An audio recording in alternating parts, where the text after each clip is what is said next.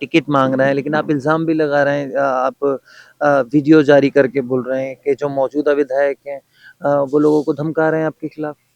नहीं, मैंने इल्ज़ाम नहीं लगाया, मैंने वो कहा कि जो लोग हमारे समर्थन में या हमारे साथ आ रहे थे, उनके ऊपर अनावश्यक रूप से, अनैतिक रूप से दबाव बनाया जा रहा था। जो भी फ़ोटो में या वीडियो में आ जाता था, क्यों जाता है, उनके घर उन्होंने अपने भाई या जो उनके समर्थक हैं, उन्हें भेज के धमकवाने की कोशिश की, किसी को समझाने की कोशिश की गई।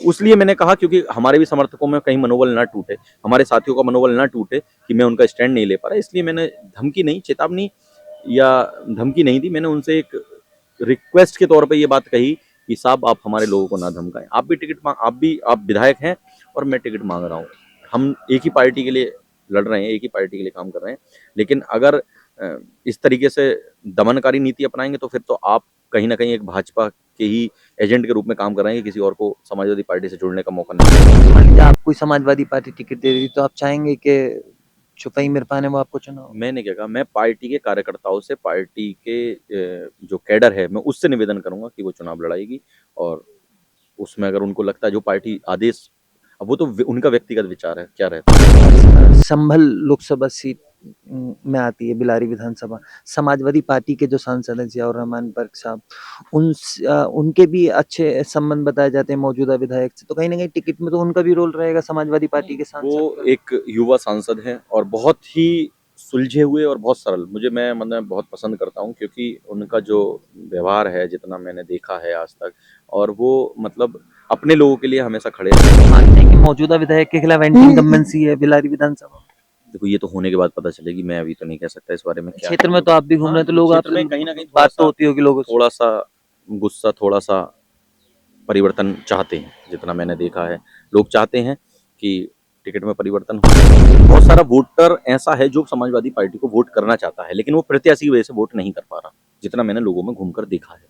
तो वो चाहते हैं कि हम समाजवादी पार्टी को चुने, लेकिन कहीं ना कहीं वो प्रत्याशी की वजह से भाजपा पर चले जाते हैं। हो सकता है कि प्रत्याशी चेंज होने पर वो वोटर, जाहिर सी बात है कि समाजवादी पर मूव कर जाए, और अच्छी संख्या में मूव कर जाए, 25 से 30% मूव कर जाए, और ये आंकड़ा 1.5 लाख तक पहुंच सकता है।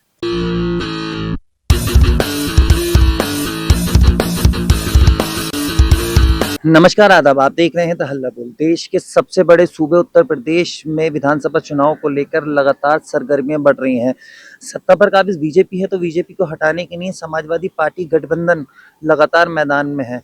इस वक्त मैं मौजूद हूं बिलारी विधानसभा में, और मेरे साथ मौजूद हैं बिलारी से समाजवादी पार्टी से संभावित प्रत्याशी व किसान नेता शुभम लाठी जी। लाठी जी, स्वागत। बहुत बहुत धन्यवाद आमिर भाई। जी, किस तरीके से देख रहे हैं आप उत्तर प्रदेश के विधानसभा चुनाव को? क्योंकि लगातार 9.5 साल हो गए बीजेपी को, और एक बार हैट्रिक लगाने के लिए बीजेपी इस बार मैदान में दिखाई दे रही है। देखिए, जिस तरीके से आप देख रहे हैं कि युवा, छात्र और किसान लगातार सड़कों पर है, और पिछले 5 साल से लगातार लोग आंदोलन कर रहे हैं। किसान को खाद की जगह लाठियां मिल रही हैं, छात्रों को उनके हक की बजाय AK-47 की गोलियां मिल रही हैं। तो आप खुद समझ सकते हैं कि इस समय लोग परिवर्तन चाहते हैं, लोग इस सरकार से दुखी हो गए हैं। छात्र, नौजवान, आम वर्ग, आम का मेरा वर्ग, सभी लोग इनसे दुखी हैं। हाँ, लेकिन बीजेपी कह रही है कि विपक्ष का प्रोपेगेंडा है, विपक्ष का सपोर्ट है, युवा अगर सड़कों पर है तो विपक्ष अपनी राजनीतिक रोटियां सेक रहा है। हाँ, तो विपक्ष में भी तो राजनीतिक लोग हैं ना। अगर विपक्ष वाले, उनको लग रहा है कि राजनीति कर रहे हैं, तो वो भी वोट से ही चुनकर आए हैं। भले ही वो उन पे बहुमत कुछ कम रहा हो, इसीलिए वो विपक्ष में है, मगर वो भी वोट से चुनकर आए हैं, और उसी युवा ने चुना है जिनको इनको चुना था। वही युवा है जो 18 वर्ष से ऊपर का इनको वोट देता है, सरकार को चुनता है, उसका अधिकार है। तो वो अपनी बात किससे कहने जाएगा? सरकार से ही कहेगा ना। हाँ, लेकिन फिर भी बीजेपी लगातार 9.5 साल से सत्ता में है। बड़े चेहरे हैं उनके पास, नरेंद्र मोदी जैसा चेहरा, योगी आदित्यनाथ जैसा चेहरा। तो लगता है कि इसको समाजवादी पार्टी गठबंधन इन चेहरों का मुकाबला कर पाएगा विधानसभा चुनाव में? हाँ, तो उनसे बड़े चेहरे इधर है ना, माननीय अखिलेश यादव जी हैं, राहुल गांधी जी हैं, इधर भी बड़े बड़े चेहरे हैं। युवा हैं, युवाओं के बारे में सोचते हैं।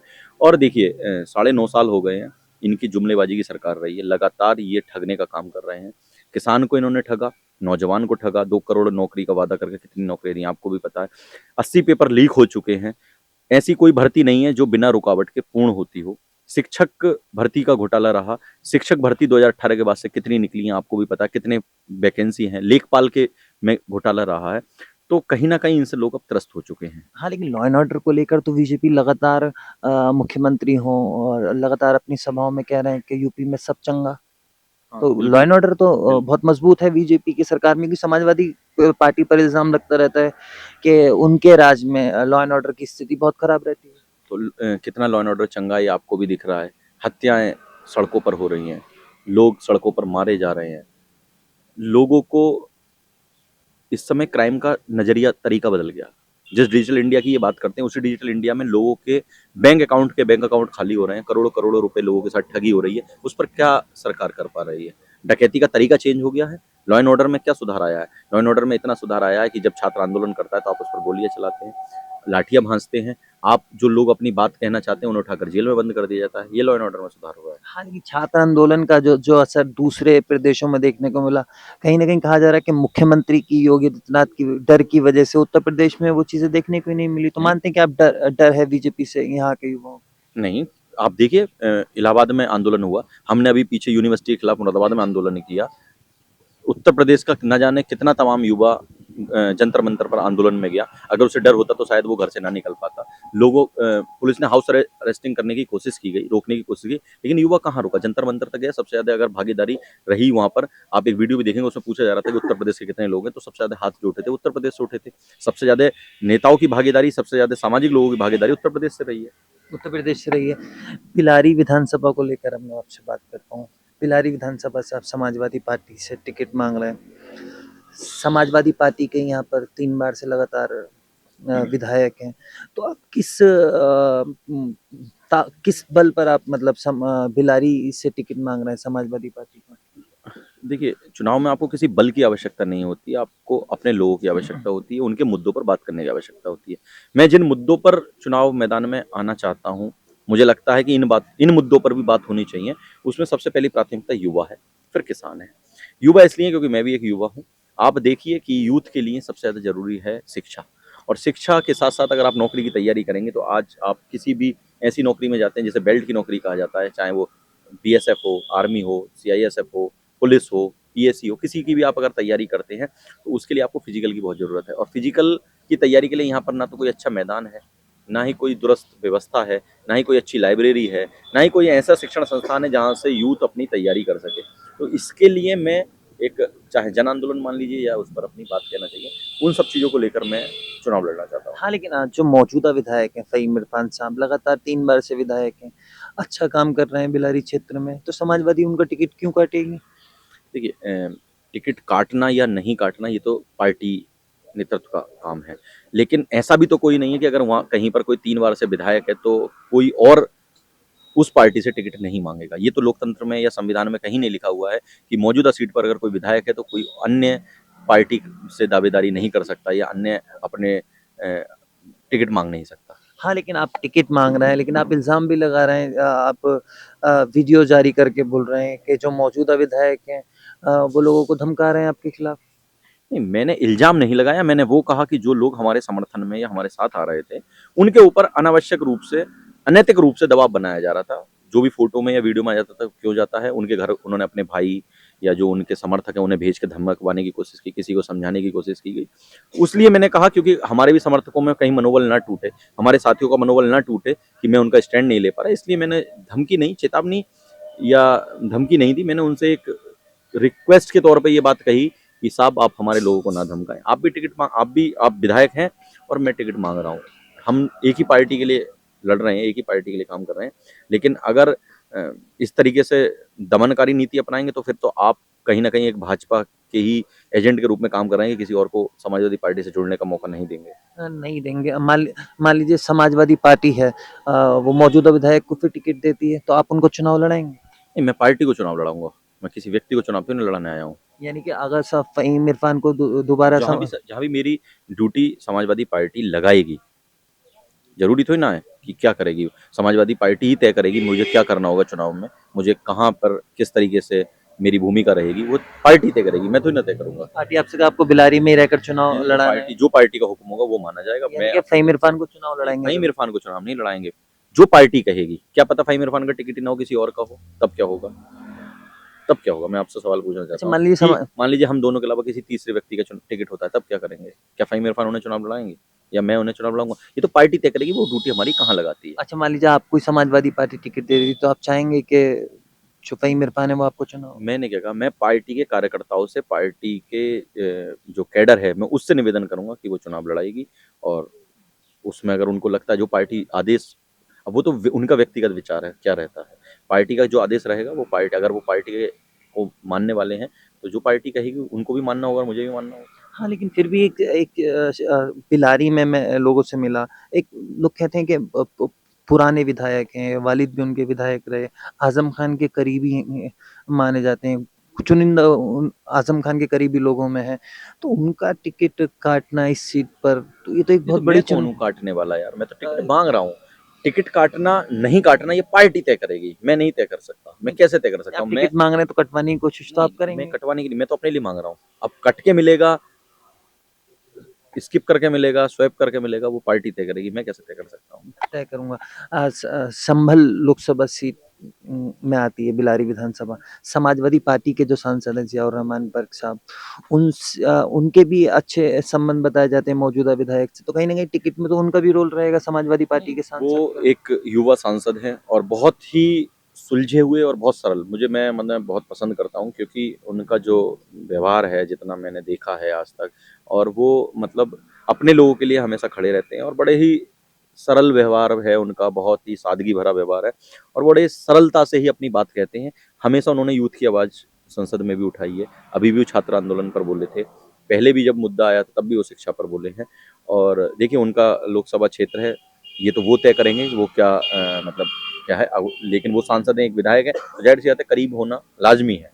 लेकिन ऐसा नहीं है कि वो समाजवादी पार्टी के अन्य कार्यकर्ताओं का या जो भी अन्य प्रत्याशी होगा उसको नज़रअंदाज कर देंगे, मैं तो नहीं मानता हूँ, क्योंकि वो एक बहुत सुलझे हुए और युवा हैं, तो वो समझते हैं युवा की क्या आवश्यकता है, युवाओं का क्या योगदान रहना चाहिए क्षेत्र में और समाज में, तो कहीं न कहीं वो हमारी ओर भी देखेंगे, हम उनसे ऐसा निवेदन भी करेंगे, आग्रह भी करेंगे। बात हुई आपकी समाजवादी पार्टी के सांसद से? नहीं, मुलाकात हुई है 1-2 जगह, मतलब, लेकिन मैंने उनसे इस तरीके से नहीं कहा, लेकिन हाँ, अब मिलके निवेदन करेंगे।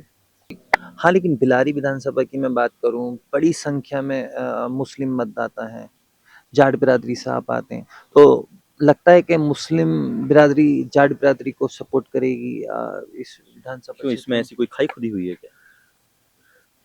हाँ, लेकिन कहा जाता है ना कि पश्चिम में जाट और मुस्लिम का हमेशा गठजोड़ रहा है। चौधरी चरण सिंह जी के समय से, चौधरी अजीत सिंह के समय से, माननीय मुलायम सिंह जी यादव के समय से, जाट और मुस्लिम हमेशा एकजुट होकर पहले भी लड़ा है, आज भी लड़ेगा और एक-दूसरे का सहयोग किया है। क्या पिछली बार समाजवादी को जाटों ने वोट नहीं दिया था? खूब वोट दिया है। तो ज़ाहिर-सी बात है, अगर परिवर्तन होता है, तो मुस्लिम बिल्कुल साथ आएगा और जिस हिसाब से मुझे प्यार मिल रहा है मुस्लिमों में, यादवों में, जाटों में, अन्य 36 बिरादरियों में, सभी जगह मुझे हर वर्ग का प्यार मिल रहा है, ऐसा नहीं है। प्यार मिल रहा है। मान लीजिए फ़हीम इरफ़ान आपको कहीं मिलते हैं, तो आप उनसे क्या बातचीत नहीं, करेंगे? अगर मान लीजिए अभी कहीं मिल जाते हैं आपको, तो क्या बातचीत वगैरह बातचीत क्या रहेगी? होती है? कुछ जैसे भी आप नहीं। उन पे एक इल्ज़ाम लगा रहे हैं कि हाँ, वो मेरे लोगों को धमका रहे हैं, मेरे लोगों को नहीं, तो मैं इल्ज़ाम, मेरे सामने पड़ेंगे तो मैं इल्ज़ाम क्या लगाऊँगा? मैं तो कुछ भी नहीं, अगर मान लीजिए उनकी तरफ से कोई क्रिया आती है तब मैं कोई प्रतिक्रिया दूँगा, वरना मेरे को क्या है, वो अपना काम कर रहे हैं, मैं अपना काम कर रहा हूँ। सभी लोग अपना काम कर रहे हैं। हम लोग टिकट माँग रहे हैं, कोई हमारे बीच कोई ऐसी इस तरीके की मार-छाट या कोई लड़ाई दुश्मनी थोड़ी ना हुई है कि हम एक-दूसरे को कहीं मिलेंगे तो ये कुछ होगा। ठीक है, वो अपने रास्ते, मैं अपने रास्ते, मैं अपना कर्म कर रहा हूँ, वो अपना कर्म कर रहे हैं। ज़ाहिर-सी बात है। मेरा आखिरी सवाल आपसे, मान लीजिए समाजवादी पार्टी आपको टिकट दे देती बिलारी विधानसभा, तो कितना वोट इस बार समाजवादी पार्टी बिलारी विधानसभा में लेके जाएगी? क्योंकि पिछली मैं बार 1 लाख के करीब वोट था समाजवादी मैं पार्टी। मैं आपसे एक बात करता हूँ, 1 लाख वो छू नहीं पाए थे, लेकिन मैं वादा करता हूँ कि मैं 50,000 वोटों से समाजवादी पार्टी को यहाँ से चुनाव जीता कर जीतूँगा और ये 1 लाख का जो आंकड़ा है, ये बहुत ऊपर जाएगा इस बार, अगर टिकट परिवर्तन होता है तो। टिकट परिवर्तन होता है। हाँ, लेकिन बिलारी विधानसभा की मैं बात करूँ, पिछले 3 चुनाव की मैं बात करूँ, उपचुनाव भी है उसमें, तो कहीं न कहीं बीजेपी ने कड़ी टक्कर दी है बिलारी विधानसभा में समाजवादी पार्टी को और बहुत करीबी मार्जिन से हर बार समाजवादी पार्टी चुनाव जीती है। तो लगता है कि एंटी इनकम्बेंसी जो है, वो कहीं न कहीं समाजवादी पार्टी को नुकसान पहुँचाएगी और बीजेपी को फ़ायदा पहुँचाएगी। नहीं, ऐसा तो कुछ नहीं है और जो वोटर समाजवादी पार्टी का है, वो समाजवादी को ही चुनेगा और जो लोग आप कह रहे हो ना इंटरकम्बेंसी, वो कहीं ऐसा ना हो कि बीजेपी के साथ हो जाए। ऐसा नहीं है कि लोग बीजेपी से त्रस्त नहीं हैं। उनके पास ऑप्शन नहीं था, वो बेहतर ऑप्शन चाहते हैं। अगर शायद उन्हें हम में बेहतर ऑप्शन नज़र आएगा, तो ज़ाहिर-सी बात है कि बीजेपी वाला वोट समाजवादी पर डाइवर्ट आप होगा। मानते हैं कि मौजूदा विधायक के खिलाफ एंटी इनकम्बेंसी है बिलारी विधानसभा में? देखो ये तो होने के बाद पता चलेगी, मैं अभी तो नहीं कह सकता इस बारे में क्या क्षेत्र है। में तो आप भी घूम रहे हैं तो लोग क्षेत्र आपसे में कहीं न कहीं बात तो होती होगी लोगों से। थोड़ा-सा गुस्सा, थोड़ा-सा परिवर्तन चाहते हैं, जितना मैंने देखा है। लोग चाहते हैं कि टिकट में परिवर्तन हो और लोगों क्योंकि में बदलाव आए। कहा जाता है कि किनारे पर सीट हर बार बिलारी विधानसभा रहती है। मान लीजिए मौजूदा विधायक को रिपीट कर रहे हैं तो कहीं न कहीं सीट फँस सकती है इस बार, एंटी इनकम्बेंसी का नुकसान हो सकता है। ये कारण क्या है कि मैंने अभी बताया ना आपको, बहुत सारा वोटर ऐसा है जो समाजवादी पार्टी को वोट करना चाहता है, लेकिन वो प्रत्याशी की वजह से वोट नहीं कर पा रहा, जितना मैंने लोगों में घूमकर देखा है। तो वो चाहते हैं कि हम समाजवादी पार्टी को चुनें, लेकिन कहीं न कहीं वो प्रत्याशी की वजह से भाजपा पे चले जाते हैं। हो सकता है कि प्रत्याशी चेंज होने पे वो वोटर ज़ाहिर-सी बात है कि समाजवादी पे मूव कर जाए और अच्छी संख्या में मूव कर जाए, 25 से 30% मूव कर जाए और ये आंकड़ा 1.5 लाख तक पहुँच सकता है। 1.5 लाख तक पहुँच बहुत-बहुत शुक्रिया हमसे बात। बहुत-बहुत धन्यवाद। ये थे बिलारी विधानसभा सीट से समाजवादी पार्टी से संभावित प्रत्याशी शुभम लाठी जी, जिन्होंने आने वाले विधानसभा चुनाव को लेकर बड़ी बेबाकी से अपने जवाब दिए। कैमरामैन जान आलम के साथ मोहम्मद आमिर धल्लो। अगर आपने अभी तक चैनल को सब्सक्राइब नहीं किया है तो प्लीज सब्सक्राइब कीजिए और ताज़ा अपडेट पाने के लिए बेल आइकन को दबाना ना भूलें।